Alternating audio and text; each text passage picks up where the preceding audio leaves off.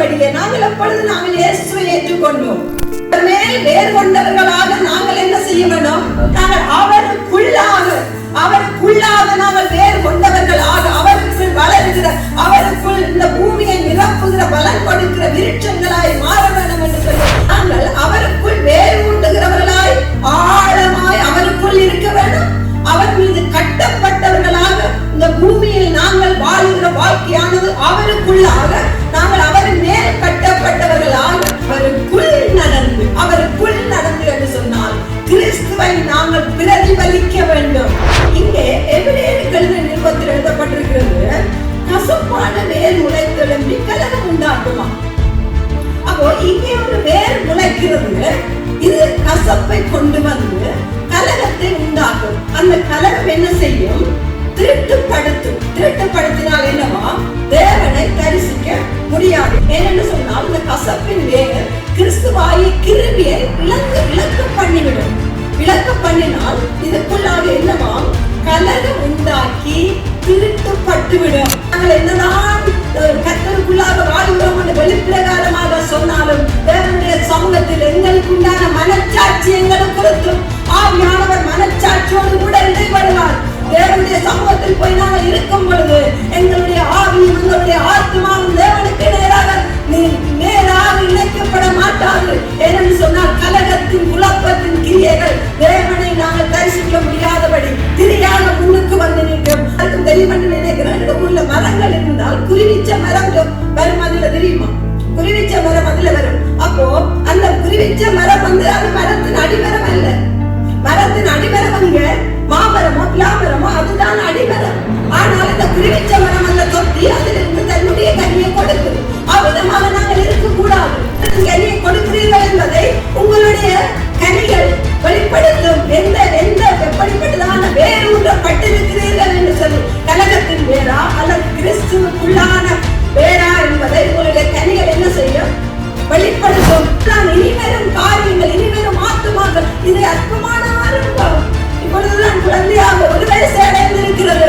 அப்போ இனிவரும் ஆண்டவருடைய திட்டங்கள், தீர்மானங்கள், நோக்கங்கள், சபையை குறித்தான சகல விதமான காரியங்கள் நிறைவேறுகிறதற்கு நாங்கள் மூல அஸ்திவாரம். நாங்கள் வார்த்தைக்கு ஆதாரமாக கொலோசியர் 2:6 வசனத்தை வாசிப்போம். 2ஆம் அதிகாரம் 6வது வசனம். கொலோசியர் 2ஆவது அதிகாரம் 6வது வசனம்.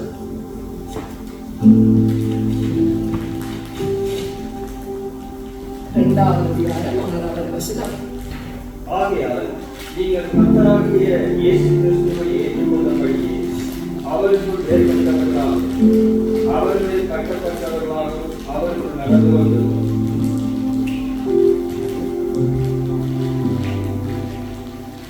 ஆமென். திரும்ப மறுபடியும் வாசிப்போம். ஆகையால் நீங்கள் கர்த்தராகிய கிறிஸ்து இயேசுவை ஏற்றுக்கொண்டபடியே அவருக்குள் ஏற்பட்டவர்களாகவும் அவர்கள் கட்டப்பட்டவர்களாகவும் அவருக்குள் நடந்து வந்தோம். ஆமென். வேதம் சொல்லுகிறது இயேசு கிறிஸ்துவுக்குள் நாங்கள் மேற்கொள்ள வேண்டும் என்று சொல்லி. ஆமென். ஆமென். ஆமென்.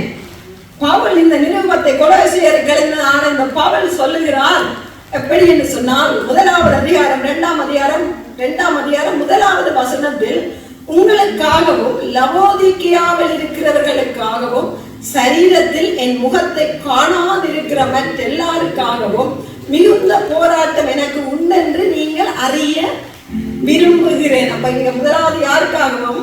கொலோசிய பட்டணத்தில் உள்ள சபையாருக்காகவும் லவோதிக்கியாவில் இருக்கிறவர்களுக்காகவும் ஆசியாவில் உள்ள ஒரு லவோதிக்கியா பட்டணத்தில் உள்ள சபையாருக்காகவும் விசேஷித்த வண்ணமாக வெளிப்படுத்தலில் அவர் குறிப்பிடுகிறார்.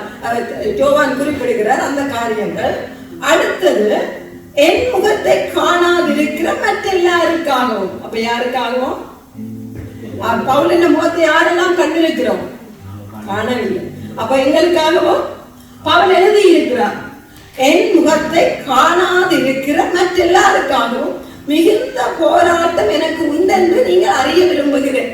அப்போ பவுல் கொலோசிய பட்டணத்துக்கு மாத்திரமல்ல, லவோதிக்கியா பட்டணத்துக்கு சபையாருக்கு மாத்திரமல்ல, அவருடைய முகத்தை காணாதிருக்கிற எங்களுக்கும் இதை எழுதியிருக்கிறார். எப்படி எழுதியிருக்கிறார் என்று சொன்னால், அவர் விரும்புகிற காரியம் என்னென்று சொன்னால், அந்த காலங்களில் அந்த கொலோசிய பட்டணத்துக்கு அவர் இந்த நிருபத்தை எழுதுகிற பொழுது என்னவா இருந்ததா இருக்கிறார் என்று சொல்லி நாங்கள் பார்ப்போம் என்று சொன்னால், அதேதான் 6வது வசனத்திலே பவுல் குறிப்பிடுகிறார். ஆகையால் நீங்கள் கர்த்தராகிய கிறிஸ்து இயேசுவை ஏற்றுக்கொண்டபடியே, கர்த்தராகிய இயேசு கிறிஸ்துவை என்னவா ஏற்றுக்கொண்டபடியே. நாங்கள் எப்பொழுது நாங்கள் இயேசுவை ஏற்றுக்கொண்டோம் பேசலாம். நாங்கள் ஒரு குறிப்பிட்ட ஆட்கள் இது பிரசங்கம் அல்ல, நாங்கள் இது வேத பாடமாக கேட்டுக்கொள்வோம், பேசலாம். நாங்கள் எப்பொழுது இயேசுவை ஏற்றுக்கொண்டோம்? ரட்சிக்கப்பட்டோம். ரட்சிக்கப்பட்ட நாட்களில் நாங்கள் இயேசு கிறிஸ்துவை ஏற்றுக்கொண்டோம். ஆகையால் நீங்கள் கர்த்தராகிய கிறிஸ்து இயேசுவை ஏற்றுக்கொண்டோம். அப்படி என்று சொன்னால், அவரே இந்த உலகத்தை மீட்க வந்த ரட்சகர், அந்த உலகத்தை மீட்க வந்தவர், என்னையும் மீட்க வந்தார் என்று சொல்லி நாங்கள் ஏற்றுக்கொண்டோம். அவர் ஒரு தேவன், தெய்வம், தேவ தத்துவம் அவருக்குள் பரிபூர்ணமாய் இருக்கிறது என்பதை நாங்கள் ஏற்றுக்கொண்டோம். இயேசு கிறிஸ்துவை ஏற்றுக்கொண்டபடியே, அடுத்த வசனம் வாசிப்போம். அவருக்குள் இல்லம்மா 6ஆம் வசனத்திலேயே, ஆகையால் நீங்கள் தொடர்ந்து வாசிக்கலாம். அவர் மேல்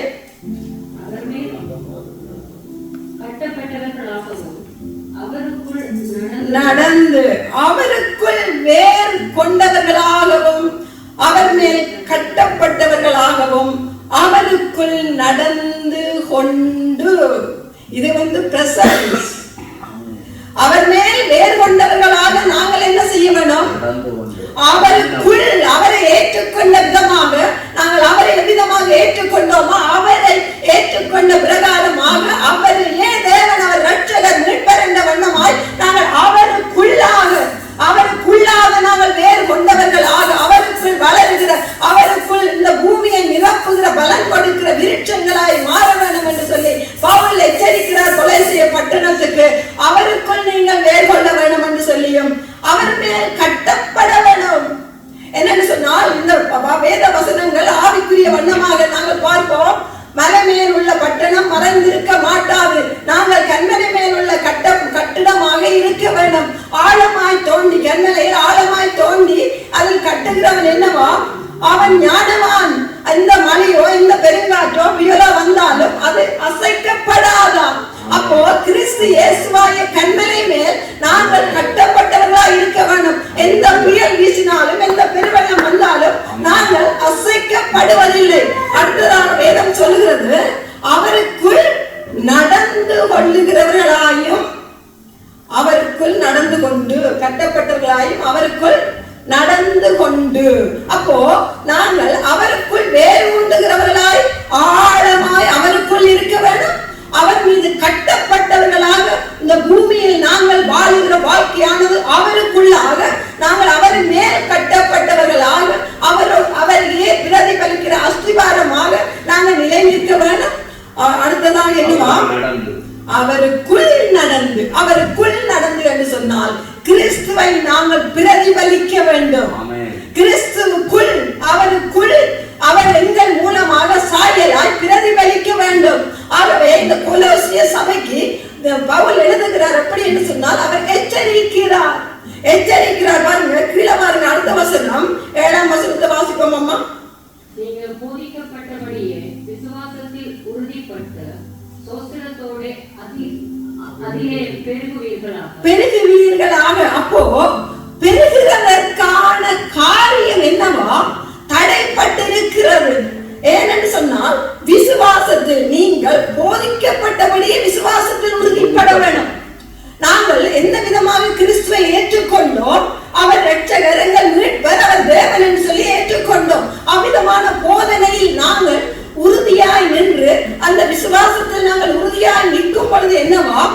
எங்களுக்கு பெருகத்தக்கதான கிறிஸ்துவை நாங்கள் பிரதிபலித்து, கிறிஸ்துவை இந்த பூமியில் பழகி பெருக பண்ணுகிறதான அதன் மறைவான அர்த்தம் என்னன்னு சொன்னால், கிறிஸ்துவுக்கான ஆத்துமாக்களை நாங்கள் அவரை போல நாங்கள் நடந்து சுதந்திரித்துக் கொள்ளுகிறது, ஆதாயமாக்கி கொள்ளுவது. அப்போ பழகி பெறுகிறதற்கான காரியங்களை பெறுவீர்களாக. என்னப்படியா? விசுவாசத்தில் உறுதியாக இருந்து போதிக்கப்பட்ட போதனையா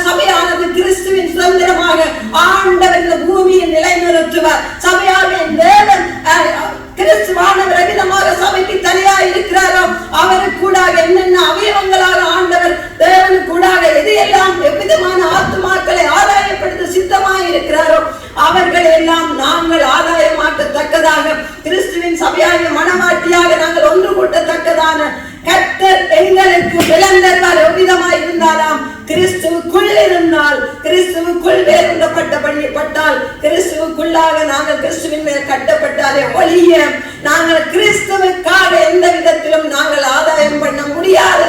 நாங்கள் கிறிஸ்துவுக்குள் பலுகி பெருக முடியாது. பலுகி பெருகலாம், ஆனால் அது கிறிஸ்துவுக்குள்ளாக இருக்கிறதா இருந்தால் அது கிறிஸ்துவை பிரதிபலிக்கும். கிறிஸ்துவை பிரதிபலிக்கும். அடுத்ததாக நாங்கள் வாசிக்க போகிறோம். கொலோசியர் 2:3 வசனத்தை வாசிப்போம். ஏனென்றால் நீங்கள் கொலோசியர் 2:3 வசனம் வாசிப்போம். அவருக்குள் ஞானம், அறிவு என்பவர்களான பொக்கிஷங்கள் எல்லாம் அடங்கி இருக்கிறது. ஒருவன் நய வசனிப்பினாலே உங்களை வஞ்சியாதபடிக்கு இதை சொல்லுகிறேன். பாருங்க, அவருக்குள் என்னவா? ஞானம், அறிவு என்பவர் பொக்கிஷம். இதுதான் எங்களுடைய பொக்கிஷம் இந்த பூமியில். கிறிஸ்துவுக்குள்ளாக இந்த பூமியின் பொக்கிஷம் என்னன்னு சொன்னால் அவர் தேவ ஞானத்தினாலும் ஆவியினாலும் நிறைந்தவராய் இருந்தார். லூக்கா 2:4 வசனத்துல வாசிப்போம். லூக்கா 2:4 வசனம். அப்பொழுது யோசேப்பும் தான் தாவீது வம்சத்தார் 2:4 ஐயா. 2:40 பிள்ளை வளர்ந்து ஆவியிலே பலம் கொண்டு ஞானத்தினால் நிறைந்தது. தேவனுடைய கிருபையும் பாருங்க, பிள்ளை வளர்ந்து ஞானத்தினால் நிறைந்து. அப்போ இந்த கிறிஸ்துவானவர் இந்த பூமியில் அவருடைய தேவ தத்துவத்தை நிறைவேற்றுகிறவராக, பிரதிபலிக்கிறவராக, தேவனுடைய ஞானத்தினால். கிறிஸ்துவுக்கு ஏன் இந்த பூமியின் ஞானம்? அவர் தேவனுடைய ராஜ்யத்தை பிரசங்கம் பண்ணுகிறவராக தான் இந்த பூமிக்கு வந்தார். அப்ப அவருக்கு பூமியின் ஞானம் தேவையில்லை. அவர் ஞானம் நிறைந்தவராய் ஆவியில் பலன் கொண்டு கிருபையில் அவர் மேல் இருந்ததா. அப்போ ஆவியில் பலன் கொண்டு தேவ ஞானம் நிறைந்தவராய் இருந்தார். அவருக்குள் ஞானம், அறிவு என்பவையாகிய பொக்கிஷங்கள். இதுதான் அவருடைய இருந்த பொக்கிஷம். ஆகவே நாங்களும் என்ன செய்ய வேண்டும்? அவருடைய ஞானத்தை, தேவனுடைய ஞானம், அவருடைய ஆவி அவருக்குள்ளாக இருக்கிறதான அந்த பலன் நாங்கள் பெற வேண்டும். அவர் திரும்ப இருக்க வாசிப்போமையா? லூக்கா 2:40 வாசிப்போம். பிள்ளை வளர்ந்து ஆவியிலே பலம் கொண்டு ஞானத்தினால் நிறைந்தது. தேவனுடைய கிருபையும் அவர் மேல் இருந்தது. தேவனுடைய கிருபையும் அவர் மேல் இருந்தது. தேவனுடைய கிருபையும் அவர் மேல் இருந்தது. நாங்கள் பார்க்க போகிறோம். பாருங்க, இந்த ஞானம், அறிவு என்ற இந்த பொக்கிஷத்தை தான் எங்களுக்கு மழுங்கடிக்கும்படியான இந்த பூமியின் காரியங்கள் எங்களை மேற்கொள்ளும். ஏன்னு சொன்னா தேவனுடைய ஞானமும் அவருடைய அந்த அறிவும் அப்படிப்பட்டவைகள் இந்த பூமிக்குரியவைகள் அல்ல, பரத்துக்குரியவைகள். அந்த பரத்துக்குரியவைகளை விட்டு எங்களை பிரிக்கிறதான காரியங்கள்லாம் இந்த காலங்களில் தேவனுடைய சபைக்குள்ளாக கடந்து வந்து, தேவ ஜனங்களுக்குள்ளாக கடந்து வந்து தேவனை விட்டு பிரித்து தேவனுடைய ராஜ்யத்தை இழக்க பண்ணுகிறதான இந்த காரியங்களாக இருக்கிறது. அது எப்படிப்பட்ட ஞானம் என்று சொல்லி பார்ப்போமா இருந்தால் பாருங்க, கொலோசியர் 2:8 வசனத்தை வாசிப்போம்.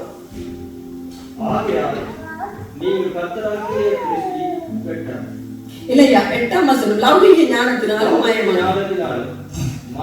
தந்திரத்தினாலும் ஒருவன் உங்கள் கொள்ளை கொண்டு போகாதபடி எச்சரிக்கையாக இருங்கள்.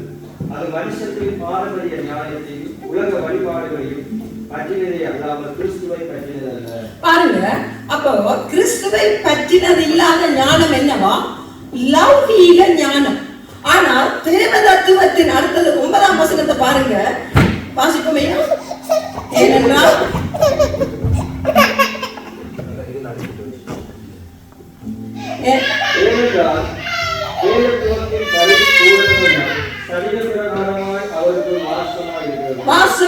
தேவத்துவத்தின் பரிபூரணம் எல்லாம் சரீர பிரகாரமாய் அவருக்குள் வாசமாய் இருக்கிறது.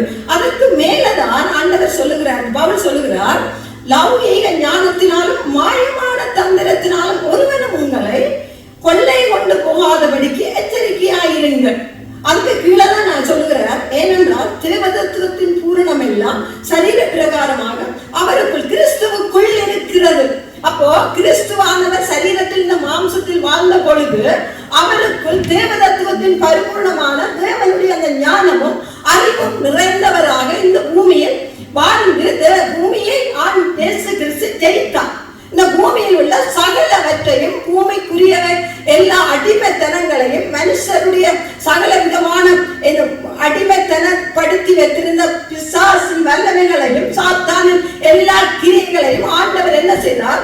தம்முடைய ஜீவனை கொடுத்து அவர் முறியடித்து தேவதத்துவத்தின் பரிபூரணத்தை அவருடைய சரீரத்தில் அவர் வெளிப்படுத்தினார். அதை நாங்கள் விசுவாசித்த அந்த போதனையை தான் நாங்கள் என்ன செய்ய வேண்டும்? நாங்கள் உறுதியாய் பெற்றுக் கொள்ள வேண்டும். அதை மிஞ்சி நாங்கள் உறுதி இல்லாதபடிக்கு நாங்கள் தள்ளாடுகிற நிலைமை வேற எப்போதுதான் நாங்கள் இந்த லௌகீக ஞானத்துக்கு நாங்கள் செவி கொடுக்கும் பொழுது, இந்த லௌகீக ஞானத்தில் தேவதத்துவத்தின் பரிபூர்ணம் இல்லாத காரியங்கள் எங்களுக்கு செவிகளில் கேட்கும். தேவனை விட்டு பிரிக்கிற காரியங்கள், தேவனுக்கு புறம்பான காரியங்கள், தேவ ஞானம் என்றது யாக்கோபில் சொல்லப்படுகிற ஒரு ஞானத்தில் குறைபட்டால் ஒருவருக்கும் எல்லாருக்கும் பூர்ணமாய் கொடுக்கப்பட்டது கேட்க கடவுள் என்று சொல்லி, தேவ ஞானமானது தேவனுக்குரிய ஞானம், இந்த பூமிக்குரிய ஞானம் அல்ல, தேவனுடைய ராஜ்யத்துக்குரிய ஞானம். தேவனுடைய ராஜ்யத்தை நாங்கள் எவ்விதமாக இந்த பூமியை நிலவரப்படுத்த முடியும், தேவனுடைய ராஜ்யத்துக்காக எங்களை நாங்கள் எவ்விதமாக ஆதாயப்படுத்த வேண்டும் என்று சொல்லி அந்த தேவனுடைய ஞானம் தான் என்னவா தேவனுக்குள்ளாக எங்களை நிலைநிறுத்தும். அந்த ஞானத்தை உடையவர் தான் என்ன? கிறிஸ்து ஆண்டவராய் இயேசு கிறிஸ்து இந்த பூமியில் வந்து தேவனுடைய ஞானம் நிறைந்தவராய், அறிவு நிறைந்தவராய் இந்த பூமியை அவர் ஜெயித்தார். ஆகவே எபிரேயர் 12:15 இருக்க வாசிப்போம்.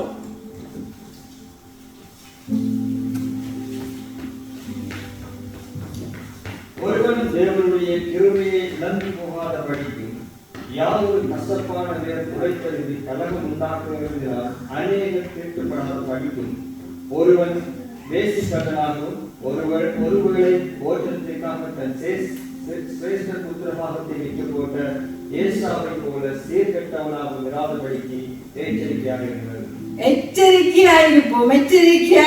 என்னன்னு சொன்னா, நாங்கள் இந்த கிருபை இயேசு கிறிஸ்து தேவனுடைய கிருபையாக கடந்து வந்தார்.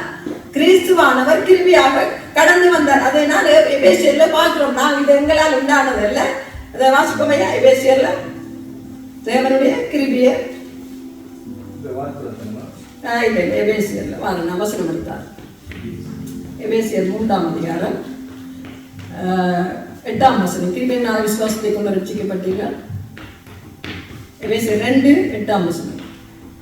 கிருபையினால் விசுவாசத்தை கொண்டு ரட்சிக்கப்பட்டீர்கள், இது உங்களால் உண்டானதல்ல, ஆகவே கிறிஸ்துவானவர் கிருபையாக இந்த பூமிக்கு கடந்து வந்து அந்த கிருபையானவர் மூலமாக கிருபையானவரை நாங்கள் விசுவாசித்து அவர் மூலமாக நாங்கள் என்ன செய்தோம்?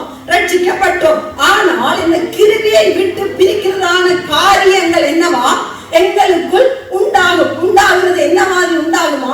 கலகம் உண்டாக்கப்படும். எப்படி என்ன சொன்னால் பாருங்க, 15ல ஒருவனும் தேவனுடைய கிருபையை இழந்து போகாதபடிக்கும் யாதொரு கசப்பான வேர் முளைத்தெழும்பி கலகம் உண்டாக்குறதுனால் அநேகர் தீட்டுப்படும் படிக்கும்.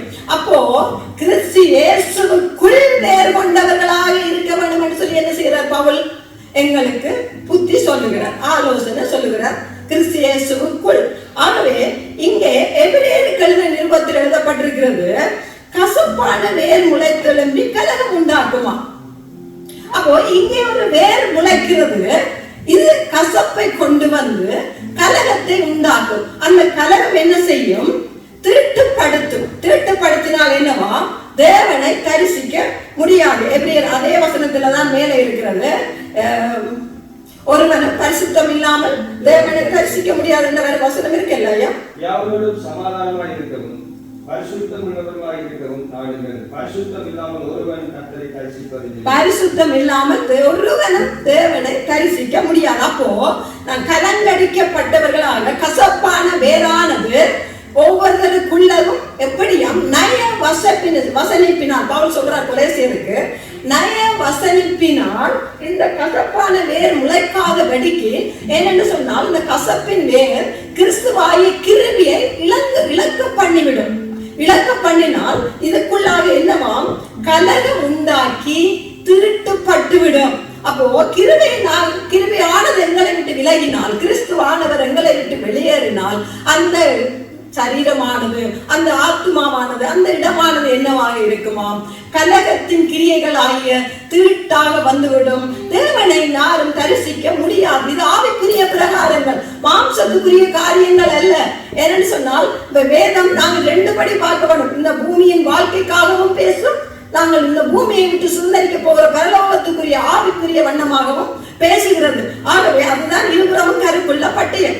ஆகவே நாங்கள் பார்க்கிறோம், இந்த கிருவியை போக்கடிக்காத படிக்கு திருட்டுப்படுத்துமாம் என்னவா இந்த கலக்கம் உண்டாக்குறதான கசப்பின் வேர். அப்போ நாங்கள் பகுத்தறிய வேண்டும் எப்படிப்பட்ட கசப்பின் வேர்கள் எல்லாம் எங்களுக்குள்ளாக இருக்கிறது என்று. நாங்கள் ஒரு பக்கம் பார்க்கலாம், மனுஷர் பாக்கியல் பிரிவினைகள், குற்றங்கள், குறைகளை மன்னிக்க முடியாதான அந்த கசப்பின் காரியங்கள், அவைகள் எங்களுக்குள்ளாக இருந்தால் மாம்ச பிரகாரமாக நாங்கள் அதை சிந்திக்க முடியும்.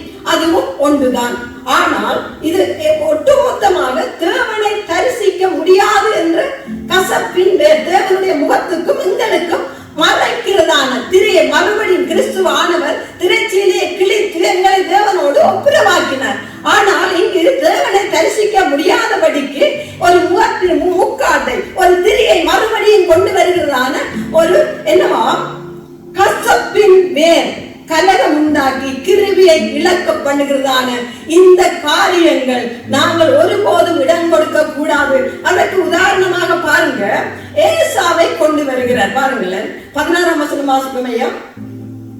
ஒருவன் வேசிக்கல்லனாகவும் ஒருவனை போஜனத்திற்காக தன் சிரேஷ்ட புத்திர பாகத்தை விற்று போட்டு ஏசாவை போல சீர்கெட்டவனாக இராதபடிக்கு எச்சரிக்கையாக இருக்கிறது. ஏசா இங்க வேசிக்கல்லனா இருக்கிறார். ஏசா ஒரு நேரம் போஜனத்துக்காக தன்னுடைய புத்திர சுகாரத்தை இழந்து கொண்டார். ஆகவே இது என்னவா ஒரு வெளிப்பாடாக ஆவிக்குரிய மறைபொருளாக இந்த இடத்தில் நான் காண்பிக்க விரும்புகிறேன். எப்படி என்று சொன்னால், இப்போ ஏசா புத்திர சுவிகாரம் உடையவர். அவர் தான் சிரேஷ்ட புத்திர சுவிகாரத்தை உடையவர். வேத ஆராய்ச்சியாளர்கள் எவ்விதமாக விளக்கங்களை கொடுத்தாலும் வேத விளக்கங்கள் அநேகம் உண்டு. அந்தந்த காலத்துக்கு ஏற்றபடி வேதம் பேசும். இந்த வேளையில் ஆண்டவர் இந்த வார்த்தையினூடாக பேச விரும்புகிற காரியம் என்னன்னு சொன்னால், ஒருவேளை ஒருவன் பேசிக்கல்லனாகவும் ஒருவேளை போஜனத்துக்காக தன் சிரேஷ்ட புத்திர பாகத்தை விட்டு போட்டார். அப்போ நாங்கள் எல்லாம் யாராம்? அப்பா பிதாவை என்று கூப்பிடுகிற புத்திர சுவிகாரம் உடையவர்கள். நாங்கள் புத்திர சுவிகாரத்தை உடையவர்களாக கிறிஸ்து இயேசுவுக்குள் முதற் பலனானவர்கள். சபை என்னவா முதற் பலனானது? சந்தேகமா இருக்கோ? வாசிப்போம் பாருங்க, எபிரேயர் 12:23. எபிரேயர் 12:23. பரலோகத்தில் பேரில் இருக்கிற முதற் பேரானவர்களில் சர்வ சங்கமாகிய சபையிடத்திற்கு முதற்பேரான சபையானது கிறிஸ்துவானவர் இதோ ரகசிய வருகையில் எடுத்துக் கொள்ளப்படுகிறது. சபைதான் சபையாய மனவாட்டி. அப்போ முதற் பலனானவர்கள் நாங்கள். இந்த முதற் பலனானவர்கள் அப்பா பிதாவை என்று கூப்பிடத்தக்க அந்த புத்திர சுவிகாரத்தை இழக்கும்படியான ஒரு வேளை போஜனம் தான் அவனை இழக்க பண்ணினது. நாங்களும் என்ன செய்ய வேண்டும்? எச்சரிக்கையாய் இருக்க வேண்டும். என்னவா அவனுக்கு ஒரு பெயர் கொடுக்கப்பட்டிருக்கிறது, சீர்கெட்டவனாக இராதபடி எச்சரிக்கையாயிருந்தார். அவன் சீர்கெட்டவனாக இருந்தான். எப்படி என்று சொன்னால், சீரான ஒரு வழிநடத்தல், சீரான ஒரு ஆசீர்வாதம் நிறைந்த வாழ்க்கைக்கு விரோதமாக அவன் தன்னுடைய ஒரு அதிகாரப்பூர்வமான தன்னுடைய பொக்கிஷத்தையே அவன் இழந்தவனாக இந்த இடத்தில் அவனை குறித்து இந்த வேதம் எங்க வாசிக்கப்படுகிறதோ ஏசாவை குறித்து வாசிக்கிறோம். அற்புதமாக நாங்கள் இராதபடிக்கு நாங்கள் தேவனுக்கு கூட அப்பா பிதாவை கூப்பிடத்தக்க புத்திர சுவிகாரத்தை பெற்று தந்த அந்த கிறிஸ்துவை, அந்த கிருபையை இழந்து போகாதபடிக்கு நாங்கள் அந்த கிருபையை பற்றி கொண்டிருப்போம். அந்த கிருபையினூடாகத்தான், அந்த கிருபையை காண்பிக்கும் வண்ணமாகத்தான் நாங்கள் சபை கூடி வருகிறோம். கிறிஸ்துவானவர் சபையின் தலையாயிருக்கிறார், நாங்கள் அவயவங்களாயிருக்கிறோம். திருப்பந்தி அவருடைய சரீரம், அவர் எங்களுக்காக சிந்தின ரத்தமும் எங்களுக்காக புட்கப்படும்படி அடிக்க கொடுக்கப்பட்ட அந்த சரீரமும்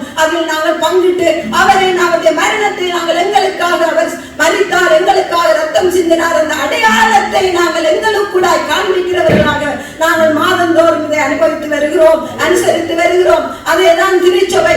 ஆகவே நாங்கள் இப்படிப்பட்ட சீர்கெட்டவர்களாக வாழாதபடிக்கு அந்த கிருபையை இழந்தவர்கள் யாரா? சீர்கெட்டவர்கள். அவர்கள் நேர்த்தியானவர்கள் அல்ல. நேர்த்தியான இடத்தில் அவர்களுக்கு பங்கு இல்லை.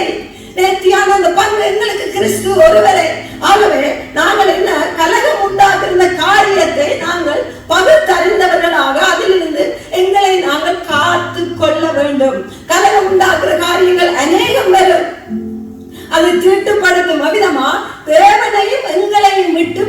இருக்கிறதான தேவனை பரிசுத்தம் இல்லாமல் எங்களை பரிசுத்தம் இல்லாத பண்ணி தேவனை பரிசுத்தம் உள்ள தேவனை தரிசிக்க முடியாது, தேவனை தொழுது கொள்ள முடியாது. நாங்கள் எவ்விதமாக நாங்கள் என்னதான் கர்த்தருக்குள்ளாக வாழ்கிறோம் என்று வெளிப்பிரகாரமாக சொன்னாலும் தேவனுடைய சமூகத்தில் எங்களுக்கு உண்டான மனச்சாட்சி எங்களுக்கு குறித்தும் ஆவியானவர் மனச்சாட்சியோடு கூட இடைபடுவார். தேவனுடைய சமூகத்தில் போய் நாங்கள் இருக்கும் பொழுது எங்களுடைய ஆவியும் எங்களுடைய ஆத்மாவும் தேவனுக்கு நேராக இணைக்கப்பட மாட்டாது.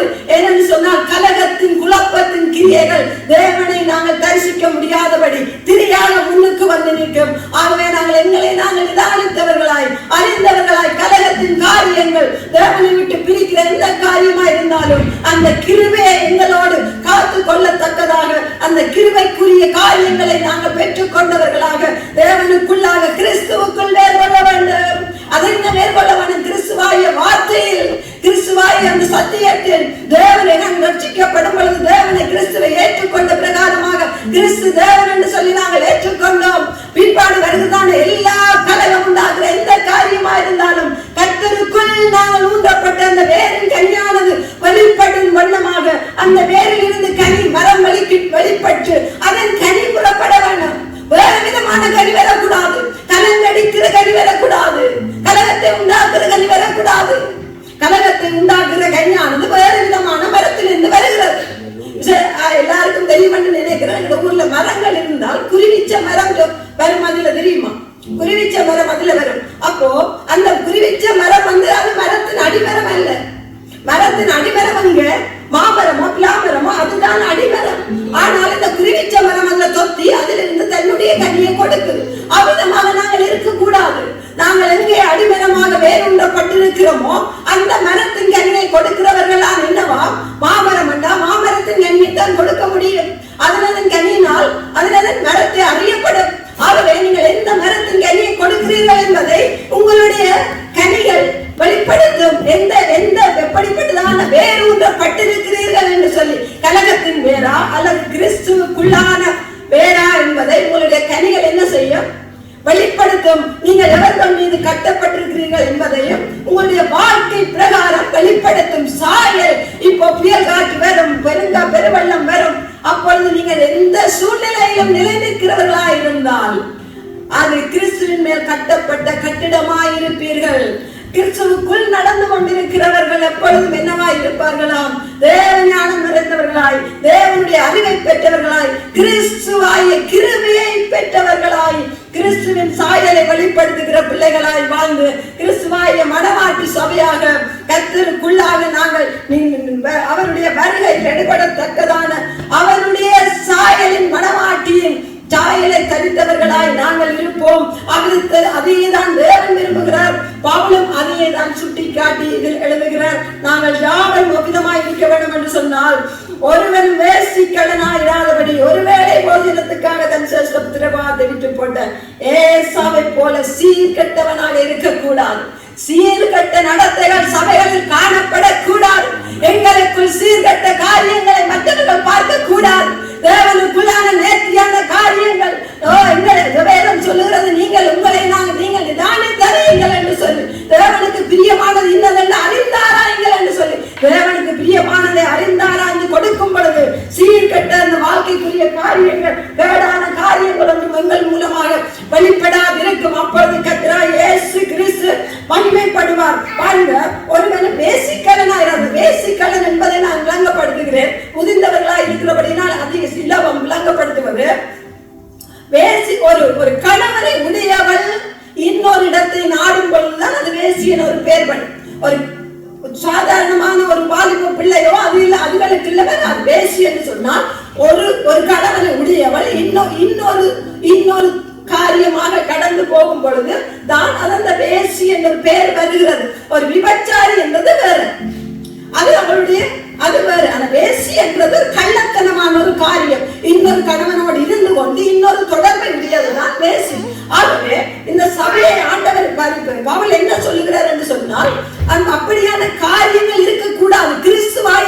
கிறிஸ்துவுக்குள்ள நாங்கள் வேறுண்டப்பட்டிருக்கணும். கிறிஸ்துவின் கனிதான் வெளிவர வேண்டும். அதேதான் ஆண்டவருக்கு பவுல் சொல்லுகிறார், வேசிக்கலனாய் இருக்காதீங்க. நாங்கள் கிறிஸ்துவுக்குள்ளாக இருந்து கொண்டு இன்னொன்றை நாடுவோம்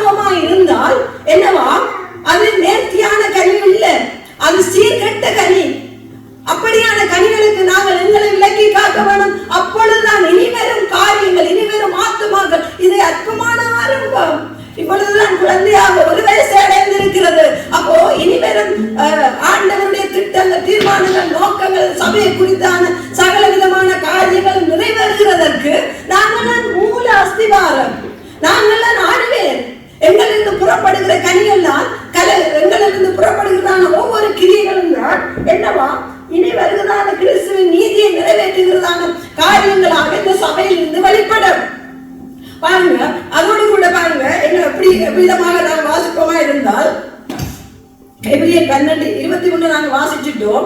எப்படி பரலோகத்தில் பெயர் எழுதி இருக்கிற முதற் பேரானவர்களை சர்வ சங்கமாகிய சபை, நாங்கள்லாம் முதற் பேரானவர்கள். அப்பா பிதாவை கூப்பிடுகிற புத்திர சுவிகாரத்தை கர்த்தர் எங்களுக்கு தந்திருக்கிறார். அதை நாங்கள் எங்களை விட்டு எடுபடாத நல்ல பங்காக நாங்கள் அதை காத்துக் கொள்ள வேண்டும். எங்களுக்குள்ளாக கலகங்கள் வந்து குழப்பங்கள் வந்து விட்டால் அந்த முதற் பேரான அந்த பெயருக்குள்ளாக நாங்கள் வழி விலகி விடுவோம், அதை சுதந்திரிக்க முடியாது. எபிரேயர் 12:16 பாருங்க, அதை வாசிச்சுட்டோம். 23 சபை முதற் பேரானது. எபிரேயர் 12:24 புது உடன்படிக்கை மத்தியஸ்தராகிய இயேசுவினிடத்திற்கும் ஆபேலுடைய இரத்தம் பேசினதை பார்க்கிறோம். நன்மையானவைகளை பேசுகிற இரத்தமாகிய தெளிக்கப்படும் இரத்தத்தினிடத்திலும் வந்து சேர்ந்தீர்கள். பாருங்க, இன்னைக்கு நாங்கள் திருவிழந்தா இருக்கிறபடியினால் இந்த வசனத்தை பாருங்கள். புது உடன்படிக்கை மத்தியஸ்தராக இருக்கிற இயேசுவினிடத்திற்கும் ஆவியினுடைய ரத்தம் பேசினதை பார்க்கல. அதென்னது ஆவியினுடைய ரத்தம் பரிந்து பேசினதை பார்க்கல, நன்மையானதை பேசினது. அப்ப ஆவியினுடைய ரத்தம் என்ன பேசினது?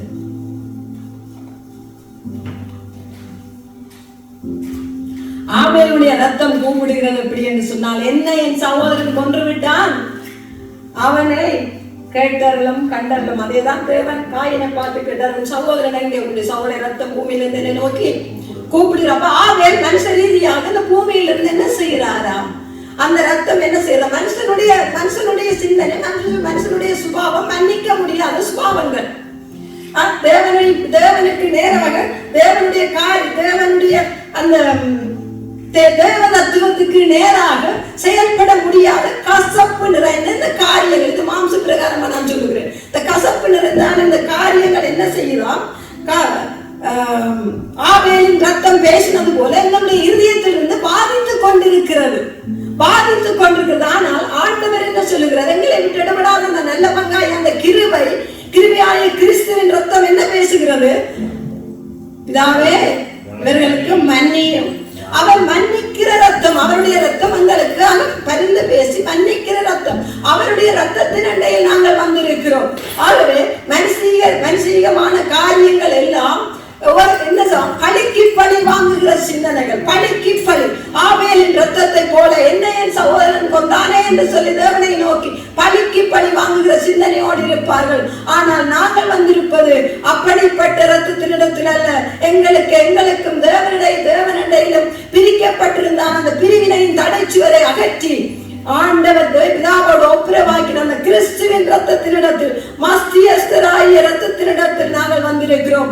அந்த ரத்தம் இன்றைய நாளிலும் எங்களுக்காக பரிந்து பேசிக் கொண்டிருக்கிறது. நாங்கள் அப்பேற்பட்ட சூழ்நிலையில் சுற்றாடலில் வாழ்ந்து கொண்டிருந்தாலும் என் ஆண்டவராய் இயேசு கிறிஸ்துவின் ரத்தம் சகல பாவங்களை கழுவி சுத்திகரித்து எங்களை தமக்குள்ளாக பிதாவோடு கூட ஒப்புரவாக்க போதுமானதாக இருக்கிறபடியினால் இன்றைய நாளிலும் திருப்பந்தியில் வந்திருக்கிறோம். கிறிஸ்துவுக்குள்ளாக முழுக்கு ஞானஸ்நானம் எடுத்து அவரை தேவனாக ஏற்றுக்கொண்டிருக்கிறான் ஒவ்வொருத்தரும், இதில் பங்கிட போற ஒவ்வொருத்தரும் எங்களை நாங்கள் நிதானித்து அறிந்து ஆராய்வோம். அவருக்குள் வேர் கொண்டவர்களாக நாங்கள் இருக்கிறோமோ, அவர் மேல் கட்டப்பட்டவர்களாக இருக்கிறோமா, அதோடு கூட அவருக்குள் நடந்து கொண்டு இருக்கிறோமா என்பதை நாங்கள் நிதானித்து அறிந்தவர்களாக, நாங்கள் கலகம் உண்டாக்குறவர்களாக இல்லாமல், கலகம் உண்டாக்கி கிருபையை நாங்கள் போர்க்கடிக்கிறவர்களா இல்லாதபடிக்கு அவர் ஞானம் நிறைந்தவராய், அறிவு நிறைந்தவராய் இந்த பூமியில் வாழ்ந்த போதிலேயே நாங்கள் தேவனுடைய ஞானத்தில் நிறைந்தவர்களாய், அறிவு நிறைந்தவராய், தேவனுடைய ஆவி நிறைந்தவர்களாக வாழ்ந்து தேவனுடைய ராஜ்யத்தை சுதந்திரிக்கத்தக்கதாகத்தான் இந்த போஜன பந்தி. இதில் அறிந்தவர்களாய், நிதானித்தவர்களாய், இது என்னதென்று அறிந்தவர்களாக கையிட வேண்டும். ஆகவே நாங்கள் ஒருமனப்பட்டவர்களாக திருப்பந்திக்கு ஆயத்தப்படுவோம். திருப்பந்தியின் காரியத்தை மகன் வந்து வழிநடத்துவார். இந்த வேளையில் ஒவ்வொருத்தரும் தலைகளை தாழ்த்தினவர்களாக தேவனுடைய சமூகத்தில் ஜெப சிந்தனையோடு இருக்கும் பொழுது மீதி காரியத்தை மகன் வந்து வழி நடத்துவார்.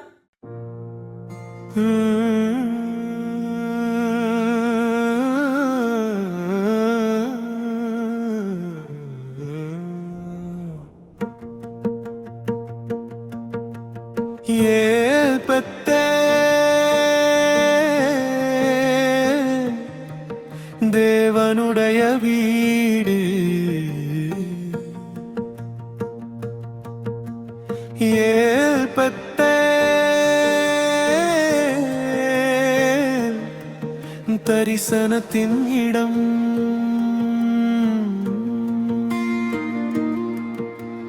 ஓடிய யாக்கோபை தேடி வந்தீ, தனிமையிலே பேசினீ. பலிபீடம் கட்டிய அந்த இடம் இன்றும் பரிசுத்தம். ஏல் பெத்தே தேவனுடைய வீடு.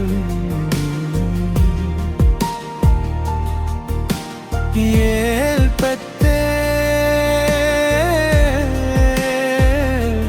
வானம் திறந்த இடம்.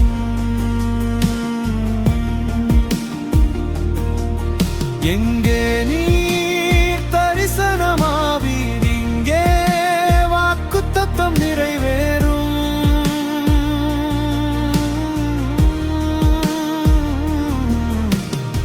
ஏல் பெத்தே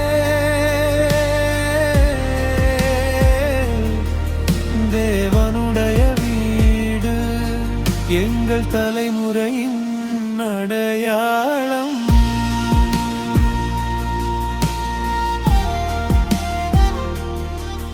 நான் சர்வ வல்ல தேவன் என்றீ, பலுகி பெருகுவாயன்றி. ஜாதிகள் உன்னிலிருந்து எழும், ராஜாக்கள் உன் சந்ததி.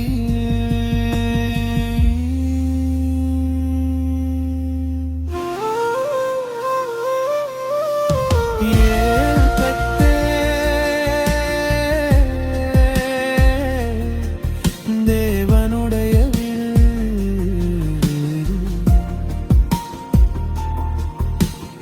ஏல் பெத்தே ஆசீர்வாதத்தின் இடம்.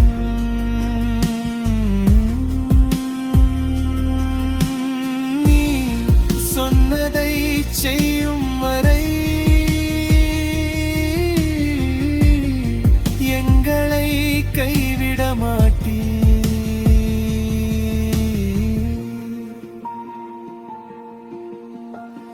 இதோ வானத்தில் சிங்காசனம் மகிமையால் நிறைந்தது. மின்னலும் இடியும் சத்தமும் பரிசுத்தர் பரிசுத்தர். ஏழு ஆவிகள் எரிகின்றன, அக்கினி தீபங்கள் முன்பாக நாம் விழுந்து ஆராதிக்கிறோம் தேவனுடைய சிங்காசனத்தின் முன்.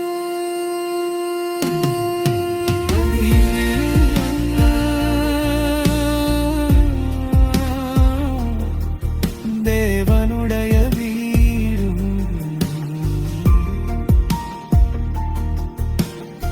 ஏல் பெத்தே வானமும் பூமியும் சந்திக்கும் இடம்.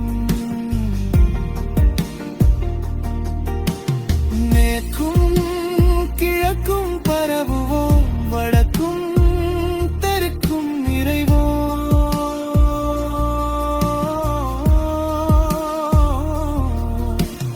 எங்களிலும் எங்கள் சந்ததியிலும் பூமி ஆசீர்வதிக்கப்படும்.